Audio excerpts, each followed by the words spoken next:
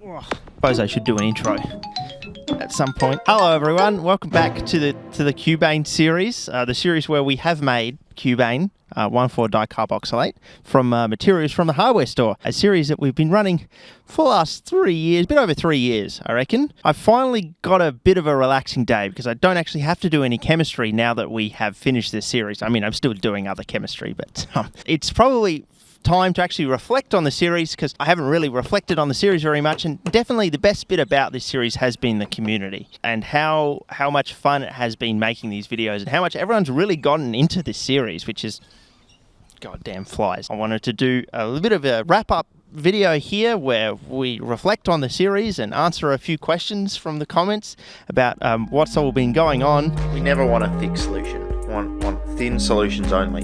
It could all be a complete disaster and I might never finish it. This took me years and we've done it.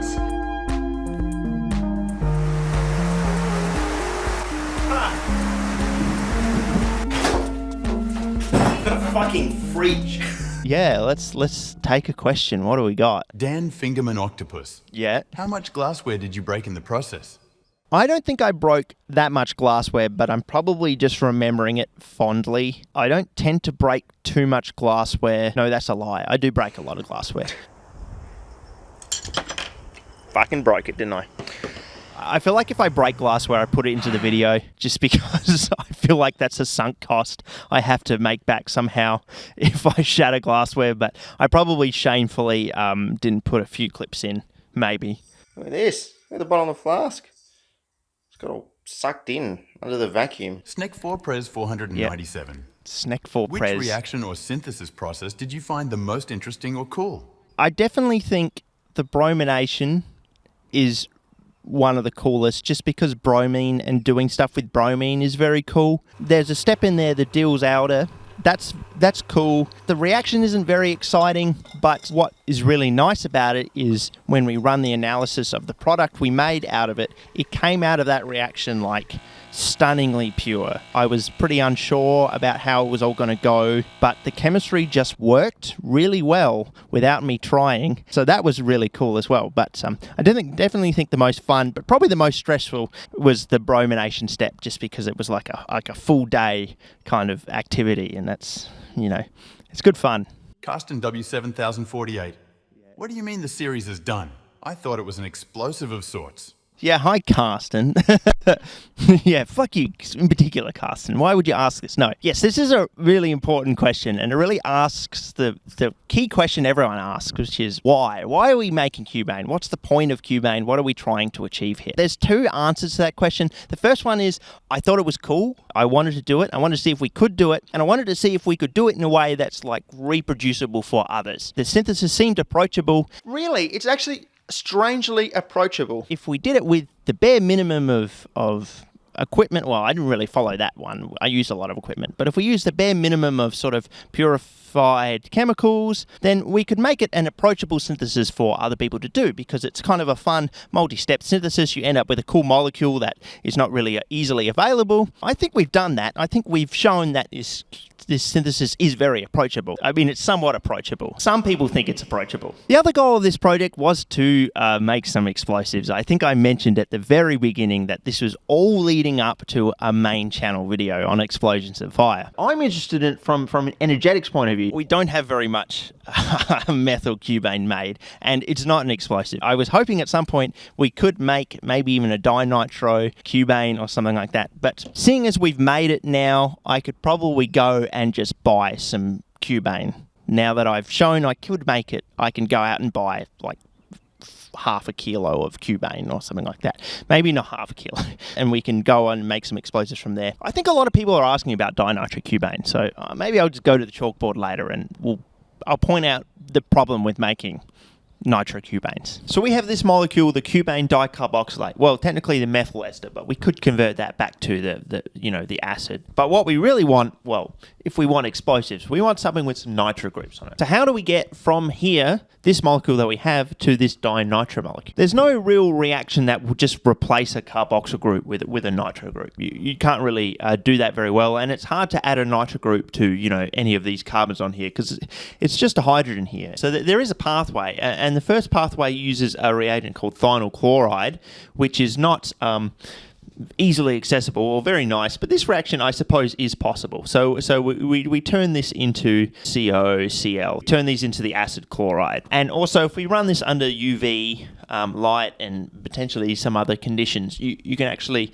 drive a radical reaction and add 4 acid chloride groups onto this cube. What happens next, though, is a little crazy. We replace this chloride group with an azide group. So we go N3 here. So this is a CON3 group. This is crazy because I know we're trying to make an explosive here, but this is kind of a secondary explosive. It doesn't have enough oxygen to balance out the carbon, and it's only got a little bit of nitrogen. That's fine. This, with the 2 azide groups on there, is an extremely sensitive primary explosive. And the only way that this works is that you never isolate this compound and only do it in solution, and then you just heat this solution up, and then you can use some weird reagent to turn this into a nitro group. There's a couple of steps here that make it really, really hard. I mean, this weird reagent, I can't remember, it's some epoxy thing. That's a bit weird, but making this molecule is very, very crazy and means that this doesn't scale at all well. That's the problem with trying to get to nitro cubanes. Now, it would be better if we could go from the dicarboxyl group into the diamine, or just some sort of cubeamine,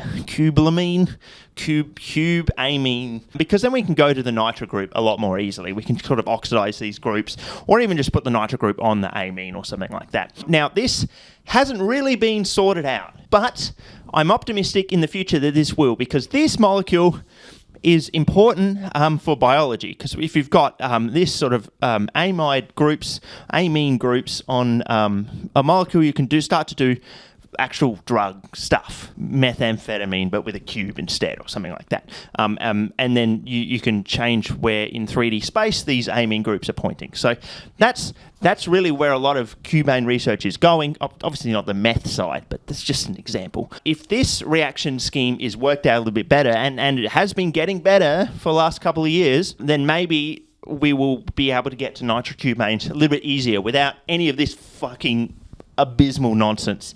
Josh Giles' friend, 1028. What was your favourite tar that you made during this journey? We made some very good tars, but I think one of the first tars we made when we stuffed up the esterification step right at the beginning, where we had to put on the ethylene glycol as a protective group, and I did something wrong. I can't remember what I did wrong, but it made just this red tar that was so thick and struggled to get out of the glassware. That was really funny, and especially being so early on in the series, and I think it maybe even used up all of our product, all of our cyclopentanone at the time that we had made. The series could have ended there if I just hadn't decided to try it again, and it worked the second time. So that's definitely a tar highlight. Dog Spaghetti, 7118. Hello, Dog Spaghetti. If you didn't use household and garage materials, how long would this synthesis take you? Also, Happy New Year, man. Yeah, that dates it. I'd love to be overconfident about this and say it would only take me a few days.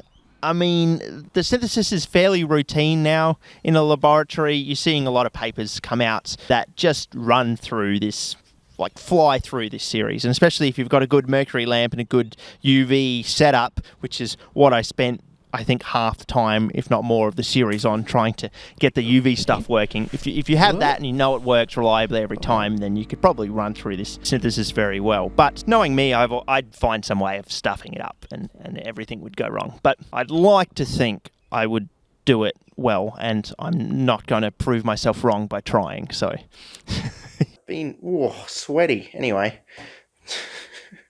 hope you can excuse the sweatiness. Cordy McDonald. Yeah.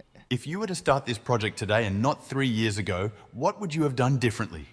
Is this assuming I've already done the synthesis and I'm restarting it, or am I just older and more jaded? I think the big change, starting it again today, would be the scale I work on. At some point, very quickly, we got to small amounts of material. We started out with this huge bag of adipic acid. Got this from Amazon, I think, rather than eBay. My first Amazon purchase, so thank you, fucking Bezo. And we turned that adipic acid into the cyclopentanone. We made a reasonable amount of that, and then we made this cyclopentanone ether. And here it is. Here's our yield, a yield of 44 grams. And then we sort of used a little bit of this and kept moving forward, and I don't know why I've even sort of left a lot of material kind of at each step. And that really made things like the UV step a lot harder because we only had like a gram or so of material. Even though some of those early steps were a little bit hard to scale, I think it would have been worthwhile to run them 3 or 4 times, like back to back. The problem with scaling it, and the problem I think this synthesis has if you want to make, say, a kilo of Cubane, is just you need a lot of bromine. And handling that much bromine is hard, is very dangerous. It's very time consuming if you want to make that bromine yourself, which is really the only option. I know Camolius did it in a really large scale, and that was very impressive. But I probably should have just done it a little bit more than I did, because we were kind of scrounging for scraps by the end of it. I only know that now, having run the series, so I don't know how I would have learnt that otherwise, but that's the change I would have done. To be a lizard sunning yourself on a rock. The dream. Lake Mistake 9390. What aspects of your synthesis There's some were the good result of usernames trying in this. I published like methods other than the one you set out to follow? What aspects were complete deviations from the academic literature?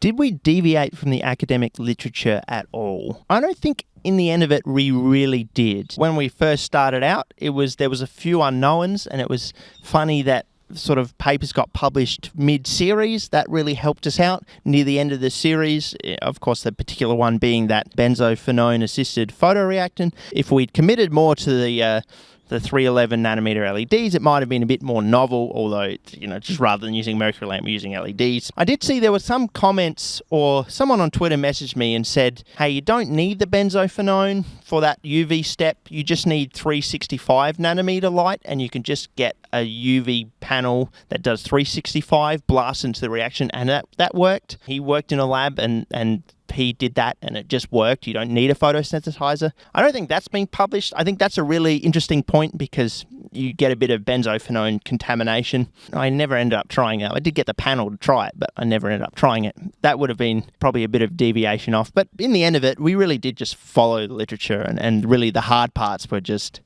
dealing with the shed and the crappy quality reagents that I have access to. And nothing is flooding at all. That's fine. Everything is perfectly stable to water and can get flooded, and I have no concerns. That's abundantly clear. Yeah. All right, shall we just have one more stress laugh for the road? Like, there's nothing to worry about. That's a stress laugh. I'm stressed. Hasliner 117. Has the time spent on this series put you off doing more involved projects like the Cubane synthesis? Do you think your channel will ever see the likes of a Cubane series again? I didn't expect the Cubane series to be as long as this, especially when we got caught up in doing electronics and soldering and everything like that. I mean, it was 19 episodes. It's potentially too long. Whether we'll see a series as long as this, who knows? But I'm really keen to do another one. Honestly, I love suffering, so we'll do another one. I have no idea what to do next. It needs really to be a nice mix of achievable and novel and not achievable, because we got to struggle a little. I think anyway. We could do something super easy, because I'm sure I'd stuff it up and have issues with it anyway. But definitely, I'd love to do another long series. We'll think of one. The front door scientist, Tom, do you think you will ever finish the 1-MCP synthesis, or start or finish the perbromate synthesis? Right. Okay, I was just saying how I don't know what other series to do, and we could just go back to other series that I have tried before and have not succeeded. So I've done a few other semi-long series. I did a tetrazole series quite a few years ago now, which was just following a Science Madness publication of sorts.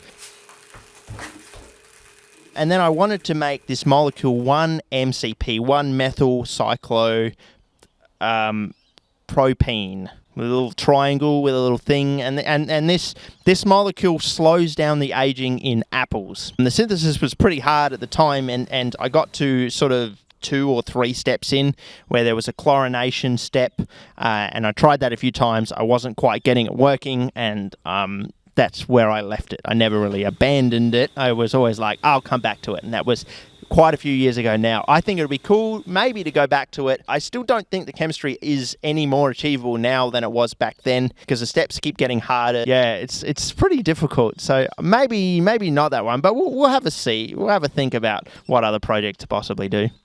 Oh, but the perbromate synthesis. I was trying to make perbromate off a paper that I'm pretty sure is not like correct. Some random nickel species or something like that. But I do have somewhere.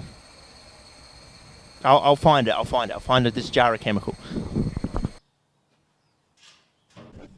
Here, this is a little vial of xenon difluoride, which I managed to get somehow quite a few years ago. So it's probably all degraded. I've got to crack this out at some point. So this is a strong enough oxidizer to make perbromate, which is a very, very obscure chemical. That's the kind of shit I have lying around. Pargavabat 9359. What is your overall yield of Cubane? What is my overall yield of the Cubane?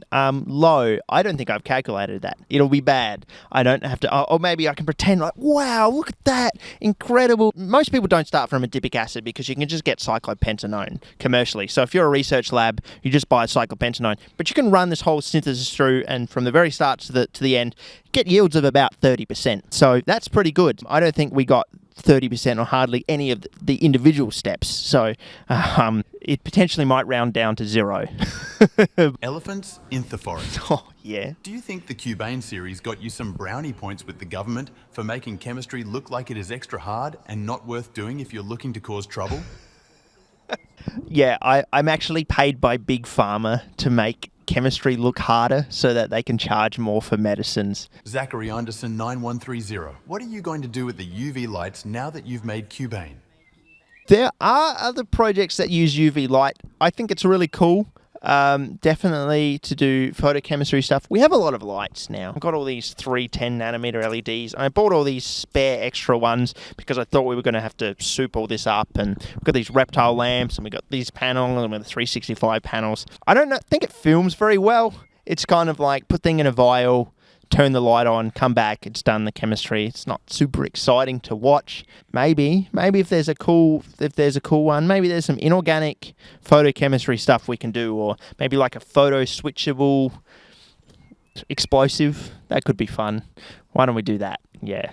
Conniet 4365. How do you stay committed to a project that takes years to complete and in which a minor error means repeating weeks or months worth of work, all for the payoff of a few grams of an impure chemical? I did know what I signed up for. Well, I wasn't expecting it to take this long, but I did know what I signed up for. And it is good fun. I mean, it's a good challenge having that idea of if you screw up, then you get punished in real life by having to redo stuff is, you know, it raises the stakes a bit, which is good fun. But really, it's making the videos and having people comment and follow along. I mean, a guy got a tattoo, right? Like, he got a Cubane tattoo. Imagine if your projects you were working on, someone you don't know got a tattoo of it, and then started crossing out years for all the years that you didn't complete it in. Like, that's got to be the ultimate motivator. So, yeah, people were very keen for me to finish. I was very keen to finish because I start a lot of projects on this channel, and I like to do a lot of different things, but I'm not been very good over the years at finishing series, so it feels really good to actually finish a series. But yeah, that's what kept it going. I mean, it was a bit of a grind in the middle sometimes there, especially that UV step and trying different TLC reactions, just getting nowhere. We will try and do some TLC staining using vanillin. Hopefully that will actually show up our product and tell us that it is actually working. Spending my one day off, kind of a week from the PhD, run some TLCs that didn't work, and then just not use any of that footage in a video. And no, I was not going to use any footage of that in the video. It was a bit of a grind, but I was committed to finishing the series, so that's really good. We got there. Marek 465, what was the worst off-camera mistake or reaction derailment that happened on this project and was never mentioned?